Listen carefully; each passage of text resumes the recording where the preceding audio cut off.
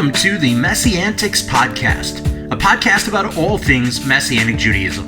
Each episode, we will be sharing our opinions as we tackle some of the biggest issues in Messianic Judaism.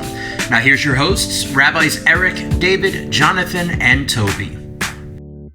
Shalom, guys, and thanks for joining us for another episode as we continue in our dialogue among the MessianTics rabbis about the future of the Messianic movement, and in particular the benefits or handicaps, if you would, of a fellowship model. In other words, where congregations, rabbis, congregational leaders, whatever you want to call them, are simply coming together under fellowship in relationship rather than a more formal, structured organizational model like a denomination or something like that would be, and where we could go, or where we think we could go as a movement, if we were trying to move towards something a little more structural, and perhaps some of the benefits that we could get from it. But in particular, today, we want to really deal with an underlying issue that I think can be problematic in the fellowship model,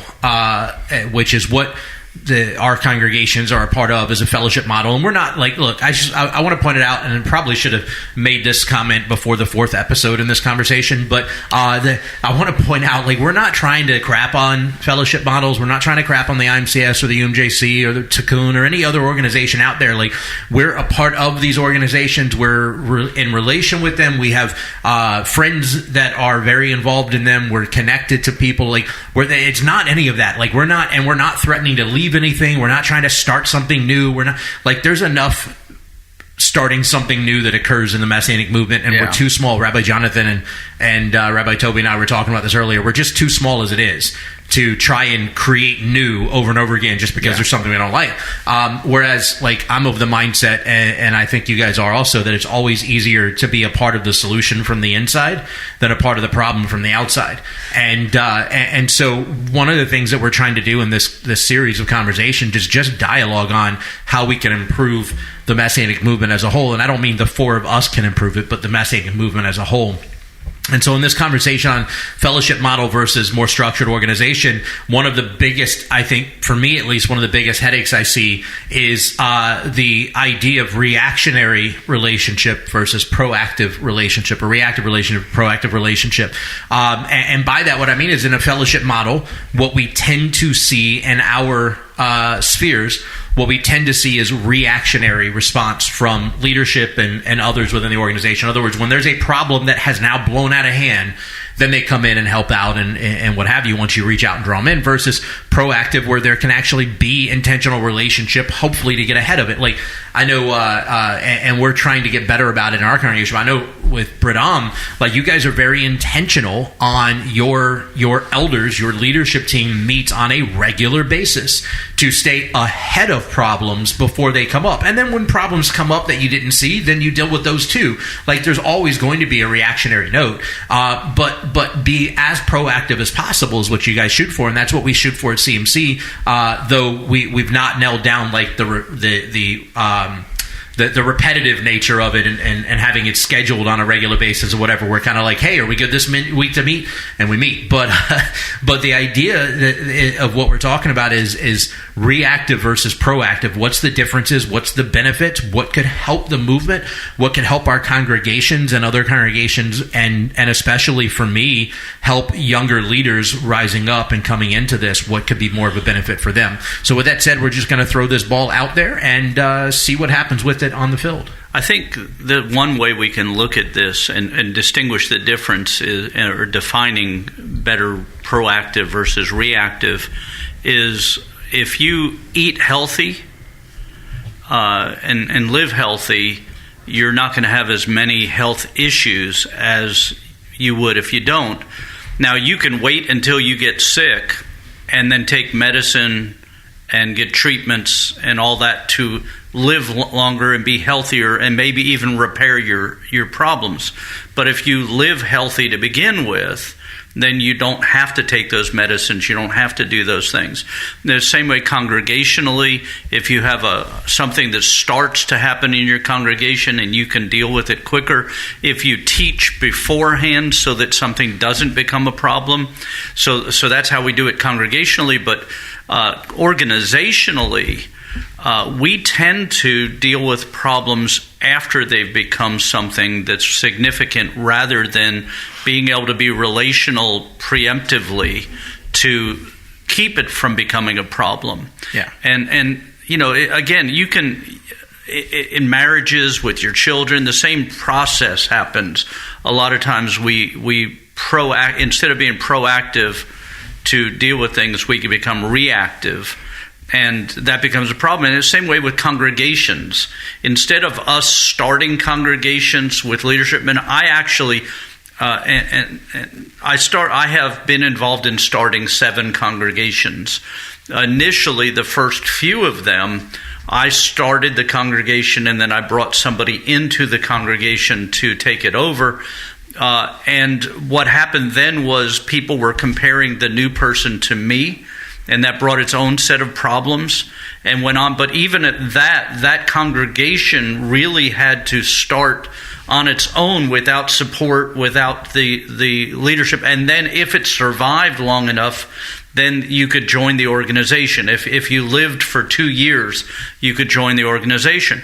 After a while, I started to think, no, when we start a congregation, we're going to put the leader there and we're going to support them. We're going to help them so that you don't have that initial transition and change of leadership very early in a congregation, which brings its own problems, and try to proactively or preemptively do that, which is really, in a big way, how MessianTics started. We were thankful that we had a little prayer group and Bible study was going on when Rabbi David and Rebitz and Danielle felt called to that area. We supported their starting the congregation, so they had some help, some people praying with them and so on. But Rabbi David has been the leader there for the whole time, so there wasn't a transition phase that went as one went out and one went in. So we preemptively dealt with that problem rather than waiting till after and reacting and then trying to fix the changes that go on. The same way it can be done organizationally if we actually start thinking ahead and working this way so that we support a new rabbi when he goes into a congregation, support them financially if we can, or at least back them. You know, when Rabbi David's congregation started and they needed a building, our congregation signed backing their rent. In other words, if they couldn't pay the rent, we were willing to stand up and take care of it for them. Now, that was a minor thing in reality, but it was a major thing to his congregation, because he was able to then get his building and get established and start growing that way without the concern of, well, if not enough money comes in this month in the offering, are we going to have to close? Are we going to have to, how are we going to deal with it? What's our testimony going to be to the people that we're renting from and to the people that are coming and all those things? So preemptive support rather than reactive crisis management is really an important thing. Yeah, and a lot of those proactive relationships, like you touched on it, Rabbi Eric, a couple episodes ago about, and we all kind of had a brief discussion about, you know, having regional directors, I guess is what we had called it, who would go, whose entire purpose would be, besides their home congregation, visiting and ministering to other congregations in their quote unquote district, whatever that happens to look like. And you know, because it doesn't always have to be like you know, we've been kind of talking about it almost as like it's a defensive thing, like we're setting up a good defense, but it doesn't always have to be just for defense. Some of it can just be so that way people who come to our congregations and worship with us understand and know the Messianic movement is bigger than just Bredom. It's bigger than just MessianTics or Dothan Messianic. There are more people involved, and there's a bigger and weightier hand that can be moved if all of us are working in tandem with one another rather than our own individual, you know, fiefdoms, as you've said before. And the reality is with that, when, at least for me, when I'm talking proactive, reactive in this concept, like, I think it's on the relational side. Yeah. And I honestly, like, I love, and at this point I'm going to say something that I think is negative about the IMCS, and it's not because I don't like the IMCS, but it's just something that really kind of irks me, and I would like to see better, and that is that we're not good at relationship, right? Like, I've been a part of the IMCS my entire life, or at least IMCS congregations my entire life, but I've been ordained, carried smicha by the IMCS for almost 11 or 12 years, something like that, and I was in the ordination process for a few years before that. And in the entire time that I've been leading an IMCS congregation, I have, until recently, I had never received a phone call from anybody representing the IMCS just to see how I'm doing. Or is there anything that we need? Or is there anything we can be praying for you for? Like, I had gotten a phone call once because our synagogue debit card had gotten hacked and we had to get a new card. We had to shut that one down and get a new card. And I forgot to update our card on the auto pay for our dues for the congregation. And so I got a phone call saying, hey, you haven't made your payment in a couple of months. Like, that was the one and only phone call for years that I had gotten. Where's your money at? Yeah, that I had gotten from the IMCS. And that's probably the worst example of reactionary, but that was a reactionary thing. Like, they didn't get their money and they reacted. We need our money, right?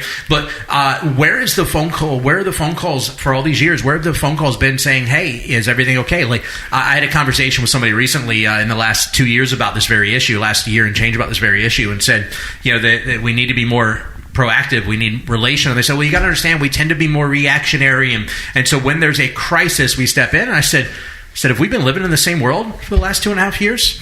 I'm pretty sure every single congregation in our organization's been in crisis for the last 2.5 years. Yeah. Like, every congregation was shut down for at least 3 or 4 months to in-person services before COVID. Some of them were even longer than that. Like, I know of congregations that were almost 2 years because their local authorities wouldn't let it open. Yeah. And so we've been in crisis mode for 2.5 years, all of us. So where were the phone calls? Where were what's going on? Now, at least in our area, I'm assuming you've gotten similar calls. Like, Rabbi Michael Stepikoff now calls me, probably every 2 or 3 months. Hey, just out for a walk. Want to give you a call, see how you're doing? Which has been awesome. Like, and I think that's what it's about. Where's the relation? What can we be praying for you for? Is there anything you need? How are things going? Is there anything substantial happening in your congregation? Like, I would love to see us to learn how to rejoice with each other, right? We're really good. This is one thing we're really good at, is mourning with each other. Like, when our building was demolished in the hurricane, when the congregation of Fort Myers was demolished in the hurricane, when rabbis have died, like, we're really good at mourning with each other, right? And we're really good at covering things in prayer that are brought up. We're really good in that. But we're not so good at celebrating each other. Yeah. When something great happens in somebody's congregation, like when a congregation that's been meeting, renting in churches for 15, 20 years finally gets their own building, like, we need to rejoice with them in that. We need to celebrate what the Lord is doing there.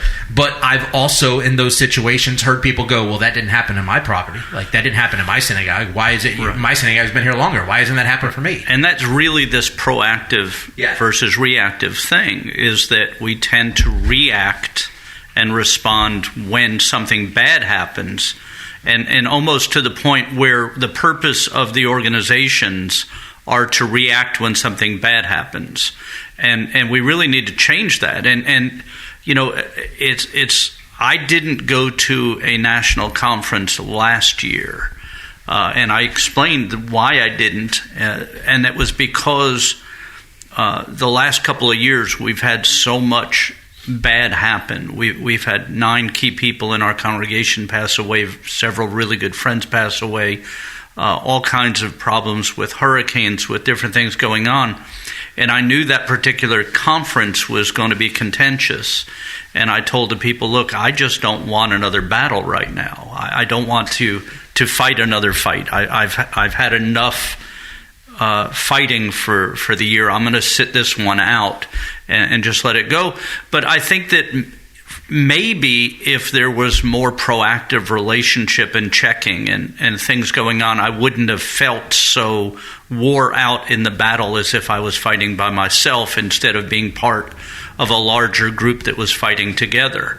And so that really was my, it wasn't that I didn't want to be with people. I just didn't want to have another battle. I just didn't want to have another fight. I didn't want to engage at that point. I talked about this at CMC a couple of weeks ago in my message, is that as rabbis, we have, as individuals, like we're all rabbis in this room, but we're all people, right? We all have our own crap that's going on in our life. We have our own negative, our own bad stuff that happens. Rabbi Toby's been dealing with plumbing issues the last few weeks that they finally got worked out, but it was like, we think we got to fix. Oh, nope, not fix it. Oh, we think, nope, more drywall has to come out. I mean, it was just this, we all have our own stuff going on a constant basis in our own lives. But then on top of that, we have our entire congregation stuff going on that is ours also, that we carry, right? And we as rabbis are, we strive to be, and I'm not going to pretend like any of us in this room are perfect at it, but we strive to be proactive in our congregations.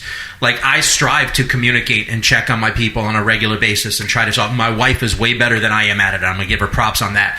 Like, she's got at least 5 or 6 different people, and she's bouncing around there. She's constantly checking in on people and asking, how can we pray for you? And we'll stop everything and pray and what have you. And we have our communication platform on our congregational app that people post prayer requests, and we stop right then and pray. And that's all wonderful. We try our best in our congregation to be proactive. But one of the things I've talked about in our congregation is, like, what the congregation doesn't see is that I'm carrying my crap, but I'm carrying all of your stuff too. So yes, each of you individually are carrying your stuff as an individual, but you need to be praying for and covering and checking in on your rabbis and your worship leaders and your rebbitzins, because they have their own individual stuff, but also all of yours. So in a congregation of 100 people, right, I'm carrying my stuff and dealing with what is going on in my home and what's going on in my greater family, but I'm also carrying 100 other people's baggage too that I'm covering in prayer, and it wears down on us, right? And like Rabbi Eric just said, he went through all this stuff for a year of just constant battle over and over and over again, carrying that, his stuff, the congregation stuff, friends and family that have suffered and had losses and what have you. But there wasn't that network, that fellowship that we're a part of. There wasn't that group going, hey, can we carry some of that weight with you? Proactively.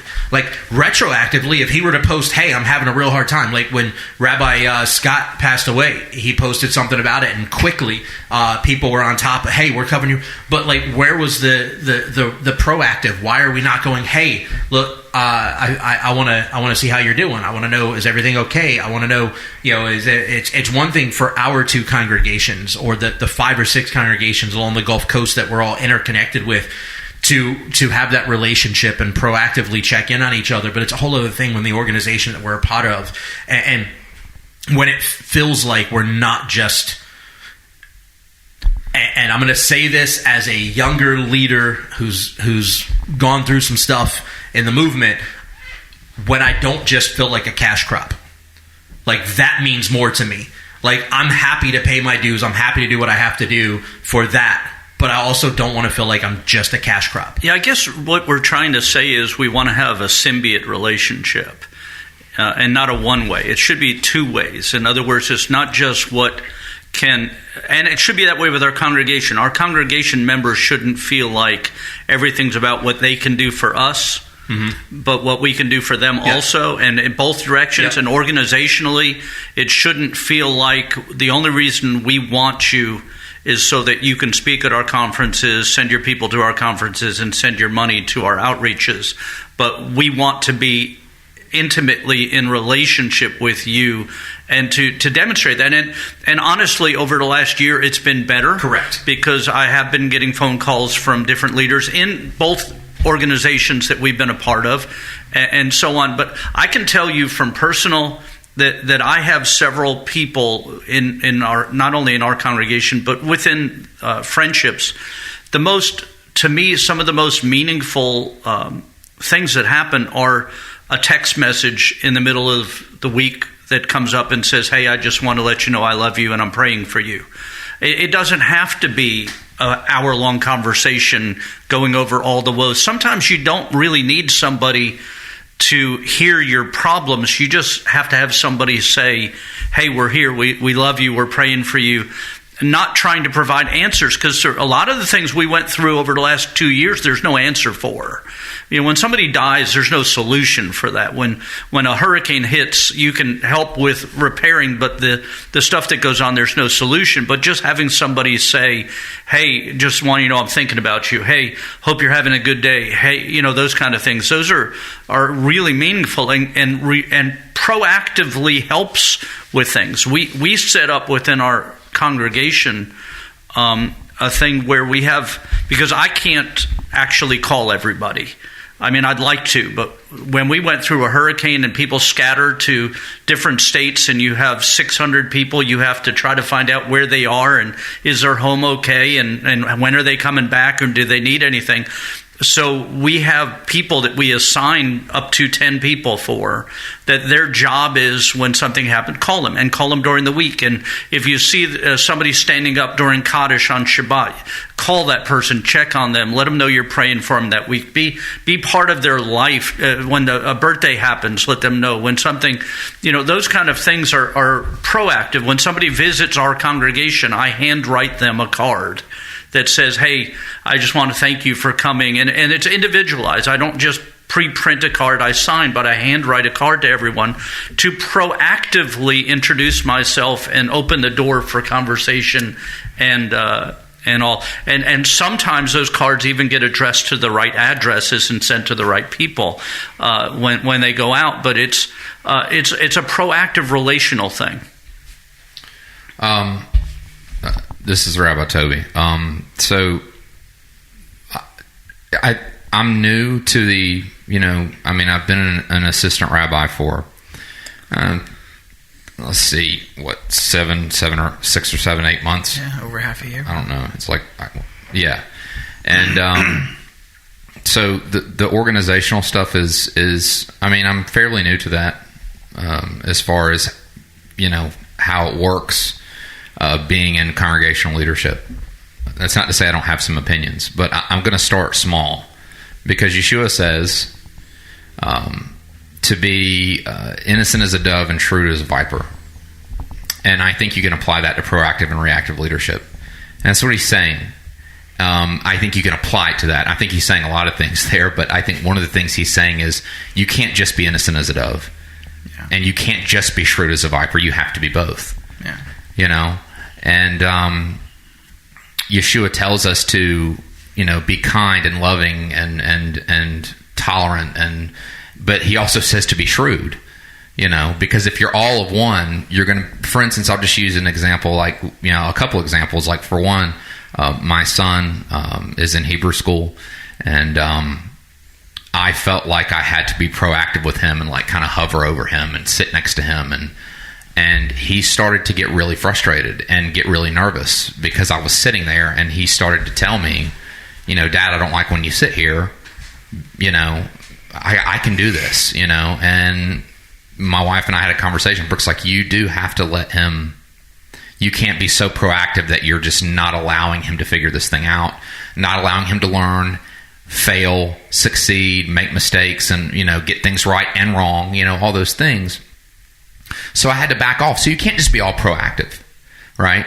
And there's always things to react to in Sure. life, But I look at even, because Dave and I were having a discussion even on the way here, just about being proactive, And for instance, I work 1 day a week, sometimes 2 days a week at a youth center, and I'm just do general maintenance. And this is a really good example of as far as being proactive. One of the rooms had the receptacle that you plug stuff in, it was coming out of the wall. And that's a hazard. That's dangerous. Mm-hmm. And I noticed it. That was a reaction. I wasn't looking for it. I was in there doing something else, and I said, oh crap, this receptacle's out. And my supervisor said to me, she goes, why don't you check every room and look at all the light switches and receptacles? That's being proactive. Yeah. Now, you see, some people look at that and they might say, well, you're just looking for problems. Well, here's the thing. By the time I was done, I had a list of light switches that had to be replaced, receptacles that had stuff jammed up in them. And why? Well, because I was looking. Even with the plumbing issue I had at my house, I go around my house. Brooke will tell you, it gets on her nerves. I go around my house and I just check stuff. Yeah. And I just happened to be in the bathroom a few weeks ago, and I looked up and said, at the ceiling, I said, that looks weird. And I stuck my hand up there, and my hand went through the sheetrock because it was wet, because there was a leak upstairs.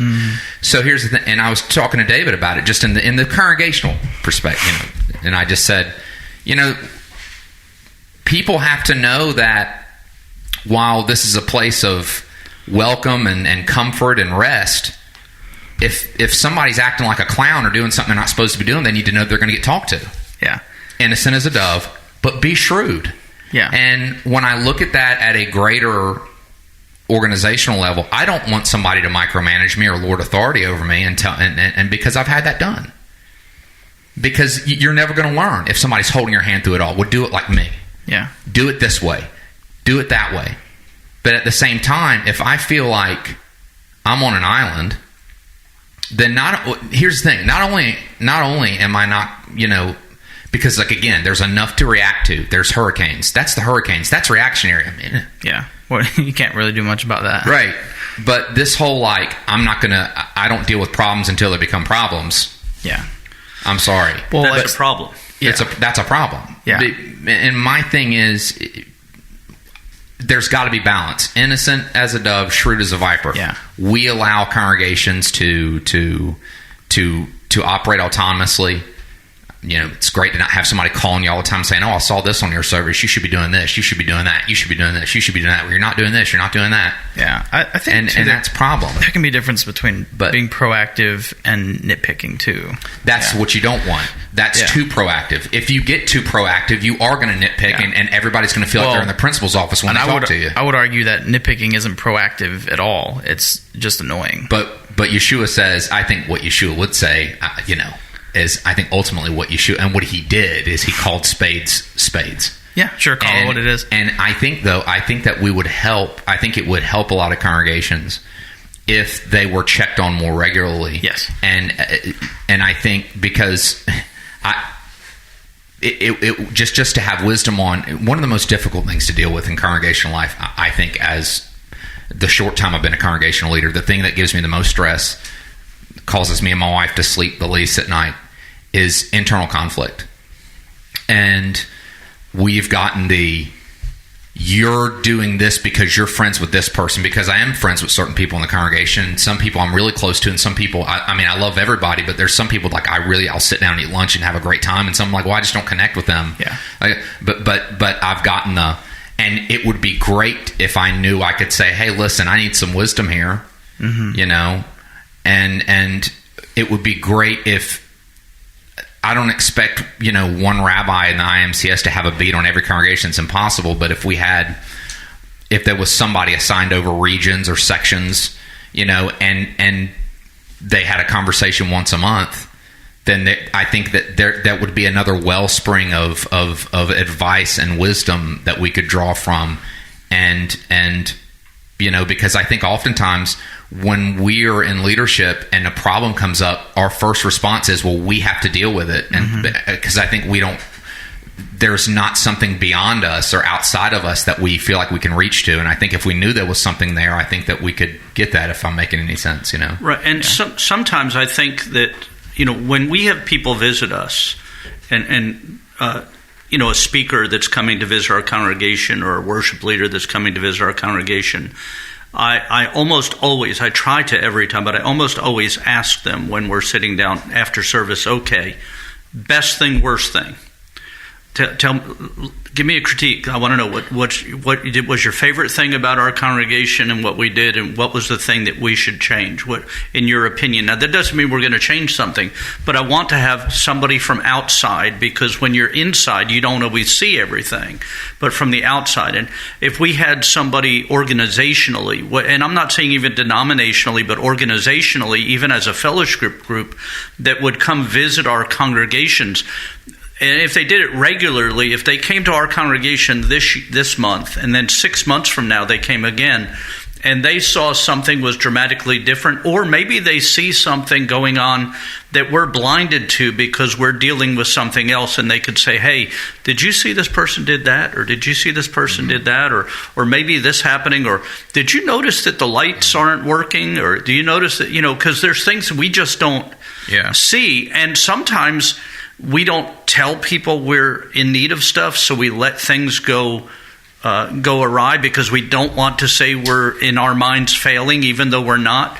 Where if somebody from outside looked in, they might say, hey, I see that this is your projector is dim, and I know this thing's cost $1,000 or whatever. Could we help you as an organization to replace it? Or maybe somebody in the group has two of them and isn't using one. Yeah. Maybe we can help you out with that for a while. I have an example to speak to that. I was, and I'm not going to mention names, but my wife and I were, it was during a period of time we were between congregations almost 10 years ago, and we were invited. It was around that time, but it was about 10 years ago. I don't know if we were at a congregation or if we were between, but it was around that time. I think we were actually still at a congregation, but we were invited by a rabbi and a rebbitzin that knew us, that we had done ministry with before. They invited my wife and I to come lead worship with them for a youth workshop they were doing. This is a rabbi and a rebbitzin, very well respected. We love them very much. So they invited us to go with them. They said, they paid for our flight. We flew to this congregation that they were going to minister to, and they said, we want you guys to lead worship. So Brooke and I led worship, and we spent the whole day with their youth. And so did this rabbi and rebbitzin. We were just with this youth their whole day. And then the next day, we had lunch with the rabbi of the congregation we were visiting and the youth leader. It was the rabbi, rebbitzin, I think it was an elder, the youth leader, me and Brooke, and then the rabbi and rebbitzin that invited us, and we're all talking. And basically what you described, Eric, is what happened, because they asked us, and I wasn't prepared for this. I thought we were going there to minister, but they asked us, the rabbi of that congregation asked us, who came to visit, they said, is there anything that you see as outsiders coming into our youth group? Because they had a big youth group. They had like 30 kids. Wow. They said, what do you notice? Is there anything that you notice that you think should be improved? And Brooke and myself and the rabbi and rebbitzin that came with us, we all agreed there were issues that we saw. Like, for instance, there were parents that were coming and just hanging out. There were parents just hanging around. And they were kind of interfering. And the youth leader was not really able to really kind of do everything he needed to do, because there were parents that were kind of like running interference. Yeah. And there was a couple other things we brought up, like, Jewish and non-Jewish stuff that we felt like there was a bit of a, there was just some very good points made. But the thing about it is that I remember the youth leader really reacting like, wow, like I never saw this stuff. And I watched this rabbi turn to his youth leader and said, you've got to get a hold of this youth group and tell these parents that when they drop their kids off, they need to go. I'm not saying that, again, it's not a hard and fast rule saying that parents but like Brooke and I did, we told parents like, hey, listen, let your kids kind of hang out with their peers stuff, because if you're around, they're going to act differently. I mean, and that's just the truth of it. Yeah. But we noticed this one situation when we went to this place, these parents were just kind of like there. And I was like, are they youth leaders? Like, no, they're just parents. They just kind of hang around. And I'm like, yeah, I don't know, because they're like they're really running interference on things, and I'm just saying that's an example. Yeah. Even though we weren't in an official position to come do that, but I'm just saying that it's amazing what a set of eyes outside, who's not, but is still connected to you through the organization and through the movement, can come and say, hey, here's some things you might not come in and say, this is wrong, this is wrong, this is wrong, this is wrong, but like, hey, this is some things I noticed. Take a look at that. Yeah. Right, and that's why I do the best thing, worst thing. Whenever anybody comes in, we sit down over oneg or whatever by ourselves, and best thing, worst thing. And that, again, because I want to proactively catch something, and I'm not going to, because I don't always see everything, and my wife isn't going to see everything, and the youth leader won't see everything, and the worship leader won't see everything, and the chazan won't see everything, the children's program people won't see everything, but someone outside that's watching. And the reality is, if you're a first-time visitor at somewhere, you notice stuff, because you're looking Is this a place I'm going to be? Is this a place I want to be at? So you're actually critiquing, is this home for me? Do I like the worship? Do I like the style? Do I like, were the PowerPoint words right? Or did they, all the things that go on that you're looking at, even to the place, are the walls clean? Are the floors clean? Or, is the carpet clean? Or, where is this? Did they tell people, the new people, where the bathrooms were? Did they, all the things that are really kind of important, but we're so busy getting ready for service or preparing or even praying to so that we can be anointed during the worship or the message or whatever, that we're not looking at those things. So having an outside set of eyes, especially an outside set of eyes that have the experience of being a rabbi or being a leader, that can look and critique from that direction, is of tremendous value proactively. To stop, because if, like Rabbi Toby was just saying, in a youth group, you can lose all of your youth because of a bad situation that could have been mitigated before it becomes that. Because those outside eyes can see dynamics, because we saw dynamics that the youth leader was just used to.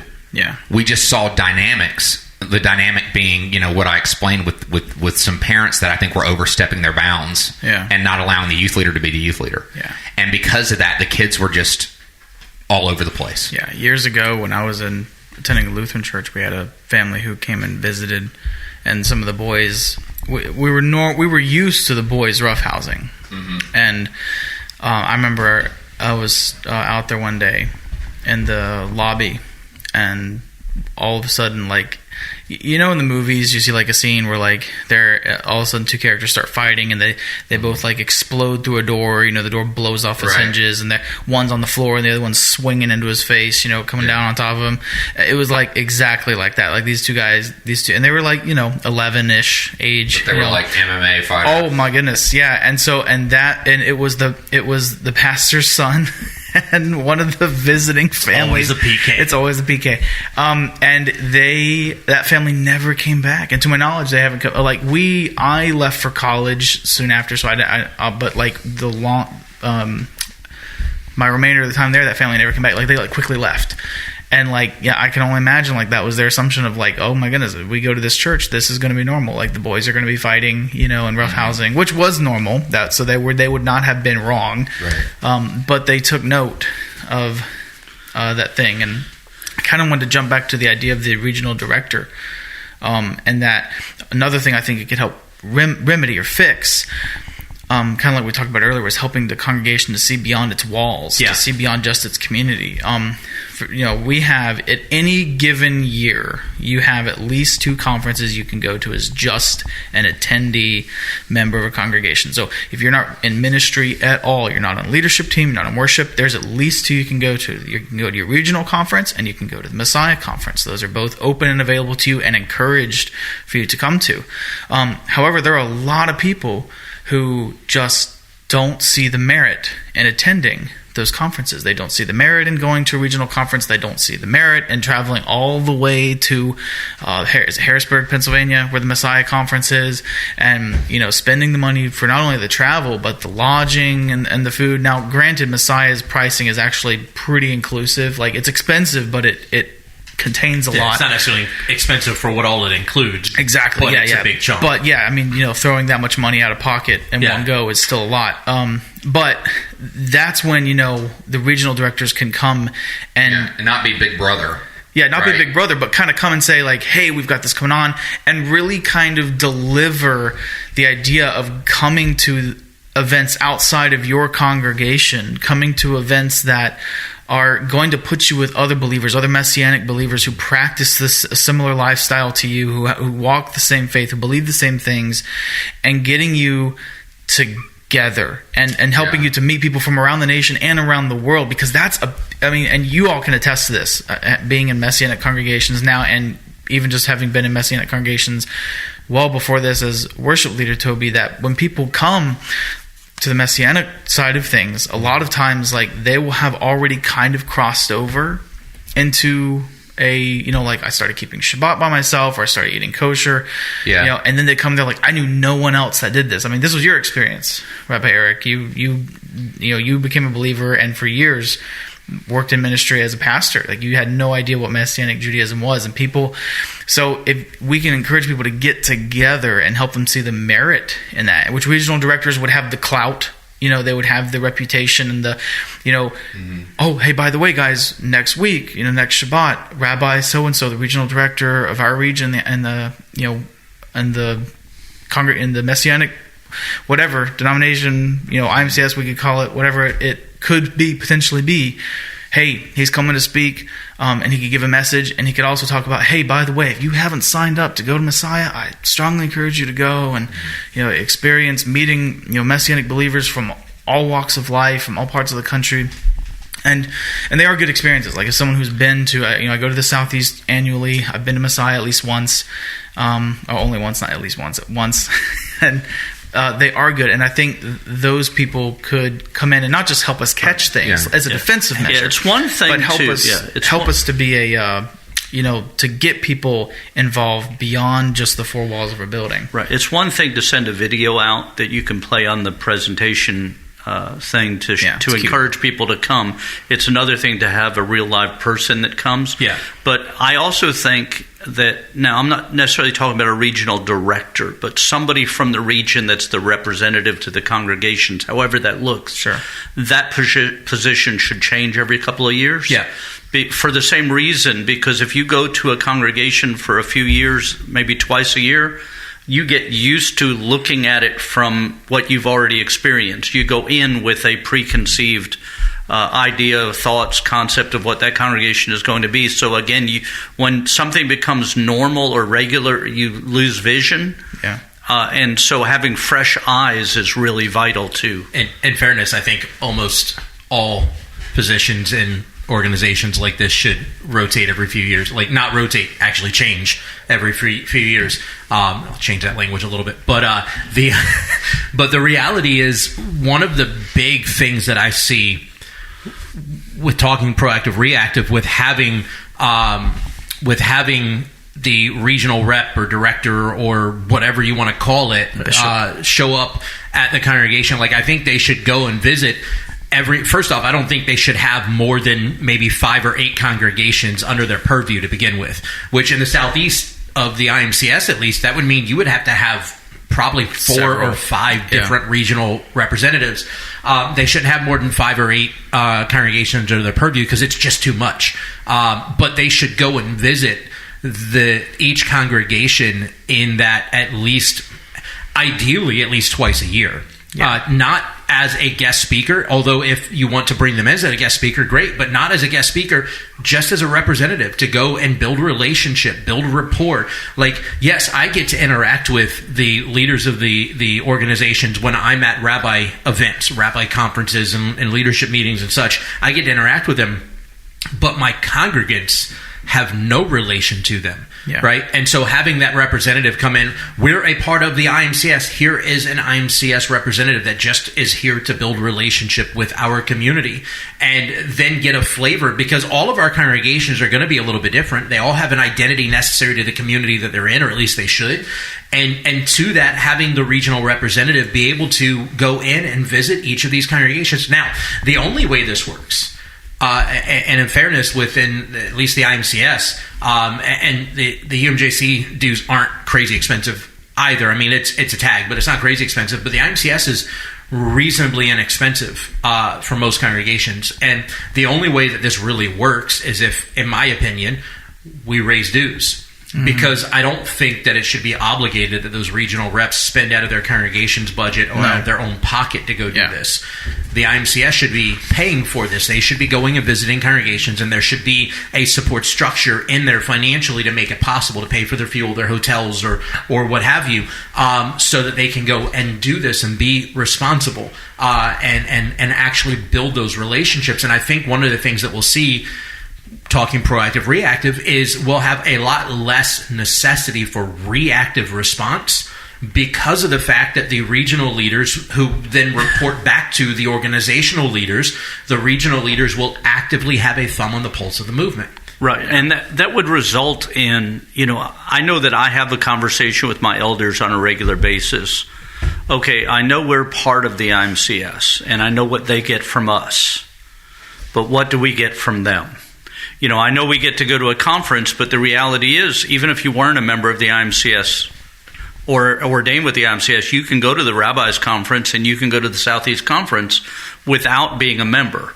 So what do we get from them? And the truth is, I think that if there was more proactive involvement of the organization congregationally, that the congregation and the leadership of the different congregations would feel more apt to give more money to support the things of the IMCS, the local. Because our congregations give a lot to things the IMCS, or rather the MJAA, does. MJ supports a lot of things in Israel and in other places, and we give money to do that.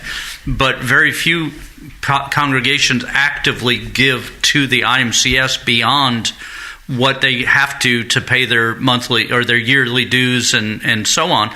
But I think they would if they felt as if there was a symbiote relationship. We get something, you get something from it beyond a certificate saying that you're ordained, a reactive support if something goes wrong, and those kind of things. That's really what you get from the IMCS, and the opportunity to get an insurance policy from a private agency, maybe. Yeah, if you qualify, maybe. Yeah. So those things are good. And please, I'm part of the IMCS, as Rabbi David said, because we do support it. We are part of it. But there is, and not just the IMCS, but the union and the other organizations that are out there. If there was more proactive, more relational involvement instead of reactive, it would be, it's kind of like your air conditioner. If you change your filters and maintain it, it's going to last longer without problems. If you don't, you'll have problems sooner, more often, and have greater expense. Same thing congregationally. If there's proactive maintenance, spiritual maintenance for both the leader and the congregation, you'll have healthier congregations. Yeah. Healthier congregations means more involvement, more people, which results in more giving, more donations, more of those things. Yeah. In a symbiote way, where both sides are receiving both the up and the down, so to speak. And out of the 2 visits a year, if that were to be like something that was mandated for that position, if you were visiting at least twice a year, the congregation could decide to schedule, and maybe the regional representative or director, whichever, could help them decide based on when the steering committee and when the higher echelon of leadership is doing things and voting on things, could say, hey, when I visit you either the first time this year or the second time this year, could we have after Shabbat, like Saturday evening, could we have an elders meeting, you and your elders of your congregation, and let me sit in with y'all and let me hear the stuff, all the absolutely. Things. I think that would be a really good idea. I think that would be a huge help to that particular position. God willing, a position ever like that comes to be. So right, and they could help with things like, okay, here's our goals for this year. These are what we want to do, and to look at them from an outside view and say, this is a really good idea, or this is a really bad idea, and keep us from doing those things. And also have, especially as representatives of the greater organization, have more opportunity to glean from the local congregations on ideas and endeavors and outreach efforts and so on that are happening in local congregations that may be beneficial to the greater organization, right? Again, proactive, right? I'm watching these things that are successful, that are working, that I haven't thought of before, or that maybe the rest of the movement could potentially do.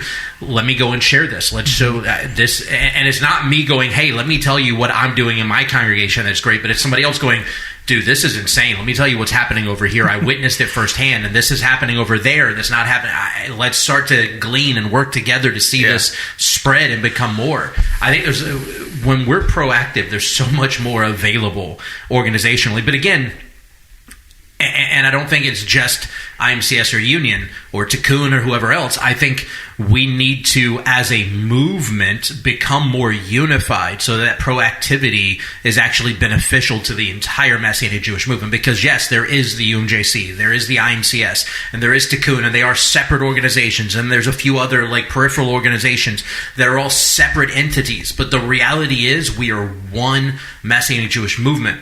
And there's not enough of us to pretend like what one congregation does in California doesn't affect my congregation in Alabama, or my congregation in Alabama doing something doesn't affect somebody's congregation in Michigan. Because there are people that travel, like our area, you guys too, it's a huge tourism area, right? We get people, especially in the summer, we get people almost every single week that are vacationing at the beach, that are coming to join us for service, that are then going to go back to their congregation in whatever other state they came from, and they're going to go, well, this is what they do there, and this is what they do there, and this is what they do there. And we're all, whether we realize it or not, whether we want to admit it or not, we are an interlocked web of congregations. We may not all be a part of the same organization, and our organizations may very much be us versus them minded, but we're still all a part of one single interlocking web that started from the same root, that still affects one another, and could be positively affecting one another if we had a mindset focused on unity instead of division and disunity, instead of a us versus them attitude, instead of a territorialism mindset that we often see in the body of Messiah, not just within Messianic Judaism, but the body of Messiah as a whole. To that, we have a guy who comes down from, I think it's Illinois, Gary. He's been coming down the past 2 years, and his family come down. Who adds the S? I don't know. Illinois, like New Orleans. Well, that has an S to it, New Orleans. Yeah. Oh, when I first moved down here, they were like, I always said New Orleans. Like that was how I didn't grow up in the South. So but then one of my teachers was like, oh yeah, I mean down here it's New Orleans. And I was like, wow, it's one word. Yeah. So, but anyway, so shout out to Gary, if you're listening, but he comes down with his wife, every about February for the past couple of years at least. And, he joins us for men's prayer on Wednesday, and then he's here on Shabbat. And then, if his weeks match up, sometimes he's back again for men's prayer the next week, but then they go back home. So like, you're right. We are more interlocked than people think sometimes. Yeah, and there's a lot of benefit we could give each other if we actually worked in that relationship mindset. Amen. All right. Well, with that said, we hope that this episode was a blessing. I know it was for us, just getting to dialogue through some of these issues and think through. And again, we're not trying to, I know I personally mention names of organizations and so on, but we're not trying to beat up on anything. Our hope is to be a part of the discussion, to see a better longevity future for the Messianic Jewish movement, because I believe that this is very much a divinely orchestrated revival movement. And I don't mean revival solely in the sense of the Spirit of God moving in some miraculous way, although that's a part of it, but I mean a revival of what the body of Messiah was intended to be and its foundation. And as we draw closer to the return of Messiah, which we are, as we draw closer to the return of Messiah, I believe the Messianic Jewish movement will have an even greater role to play, and it will be even more necessary for us to be more interlocked and in unity and working together in lockstep rather than pushing each other farther and farther away. And I think that starts with relationship. So with that said, we will see you guys next week. God bless. Thank you for listening to the MessianTics podcast. Make sure to subscribe so you can be notified every time we drop a new episode. And be sure to follow and interact with us on social media at MessianTics Podcast.